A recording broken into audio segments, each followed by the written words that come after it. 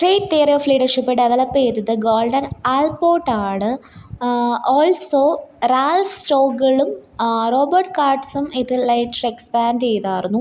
So ഇതിൽ മെയിനായിട്ട് പറയുന്നത് എന്താണെന്ന് വെച്ച് കഴിഞ്ഞാൽ എഫക്റ്റീവ് ലീഡേഴ്സിന് ചില ഇൻഹെറിറ്റ് ട്രെയ്റ്റ്സോ അല്ലെങ്കിൽ ക്യാരക്ടറിസ്റ്റിക്സോ ഉണ്ടാവുന്നതാണ്. അതായത് ചില ട്രെയ്റ്റ്സ് ലൈക്ക് ഇൻ്റലിജൻസ് ആയിക്കോട്ടെ, കോൺഫിഡൻസ് ആയിക്കോട്ടെ, ഡിസിഷൻ മേക്കിംഗ് പവർ ആയിക്കോട്ടെ, ഇതൊക്കെയാണ് ഒരു ലീഡറിനെ സക്സസ്ഫുൾ ആക്കുന്നതെന്നാണ് പറയുന്നത്. സോ ഈ ട്രേറ്റ് തിയറിൻ്റെ ഫീച്ചേഴ്സിൽ പറയുന്നതെന്ന് വെച്ച് കഴിഞ്ഞാൽ ചില സ്പെസിഫിക് ട്രേറ്റ്സ് ഉണ്ടായിരിക്കും ലീഡേഴ്സിനുണ്ടാകുന്നത്. അതായത് കരിസ്മ ആയിക്കോട്ടെ, ഇൻറ്റഗ്രിറ്റി, ഡിറ്റർമിനേഷൻ, ഇതുപോലെയുള്ള ക്യാരക്ടറിസ്റ്റിക്സ്.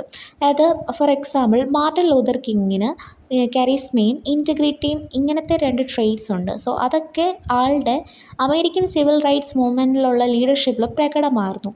സോ ക്രിട്ടിക്സ് പറയുന്നത് എന്താണെന്ന് വെച്ച് കഴിഞ്ഞാൽ നമ്മൾ സിറ്റുവേഷൻ ഫാക്ടേഴ്സാണ് നമ്മളായിട്ട് നോക്കേണ്ടത്, അല്ലാതെ ട്രേറ്റ്സ് അല്ല നോക്കേണ്ടതെന്നാണ് മെയിനായിട്ട് ഇതിലൊരു ക്രിറ്റിസിസം വന്നേക്കുന്നത്.